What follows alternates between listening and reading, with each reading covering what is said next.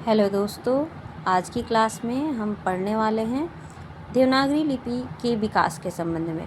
ठीक है, आज हम देवनागरी लिपि का परिचय लेंगे, यानी उसके उद्भव और विकास पर बात करेंगे। ठीक है, तो सबसे पहले हम जानते हैं कि भारत की जो अधिकांश लिपियां हैं, ठीक है, उसकी उत्पत्ति और विकास का स्रोत क्या रहा है? ब्राह्मी लिपि रही है। ठीक है, हम यहाँ देवनागरी लिपि के विकास के संबंध में बात करने वाले हैं।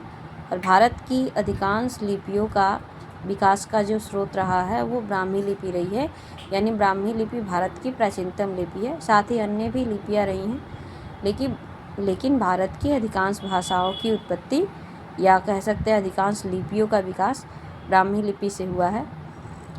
हिंदी भाषा के लिए भी जो प्रचलित लिपि है देवनागरी लिपि, उस लिपि की उत्पत्ति भी मूलतः ब्राह्मी लिपि से ही हुई है।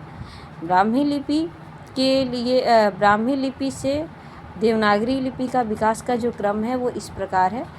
जो ब्राह्मी लिपि है वो लगभग तीसरी शताब्दी तक विद्यमान थी, और ब्राह्मी लिपि के तीसरी चौथी शताब्दी तक ब्राह्मी लिपि थी। ब्राह्मी लिपि की दो शाखाएँ थी, दो शैलियाँ थी, उत्तरी शैली और दक्षिणी शैली। उत्तरी शैली से ब्राह्मी लिपि की जो उत्तरी शैली थी तीसरी चौथी सदी में, यानी कि तीसरी चौथी सदी में ब्राह्मी लिपि थी, उसकी दो शैलियाँ थी, उत्तरी और दक्षिणी शैली। ब्राह्मी लिपि के उत्तरी शैली से 5वीं या 6वीं सदी के आसपास गुप्त लिपि का विकास होता है, और साथ ही ब्राह्मी लिपि के दक्षिणी शैली से जो है आपका नांदे नागरी का विकास होता है, या कह सकते हैं कि दक्षिणी भारतीय भाषाओं का और शारदा लिपि का भी। ठीक है, नांदे नागरी का जो दक्षिणी लिपि है। ठीक है, और ब्राह्मी लिपि के उत्तरी शैली से 5वीं 6वीं शताब्दी में गुप्त लिपि। इसके अलावा गुप्त लिपि के बाद आगे चल के 8वीं 9वीं सदी में गुप्त लिपि से कुटिल लिपि का विकास होता है, और कुटिल लिपि की भी दो शाखाएँ होती हैं। कुटिल लिपि से ही शारदा लिपि का भी विकास होता है, जो कि कश्मीरी भाषाओं के लिए प्रयुक्त होती है, और कुटिल लिपि से ही देवनागरी लिपि का विकास होता है 10वीं 11वीं सदी में। ठीक है, तो इस प्रकार हम कह सकते हैं कि देवनागरी लिपि का विकास प्राचीन ब्राह्मी लिपि की उत्तरी शैली से हुआ है।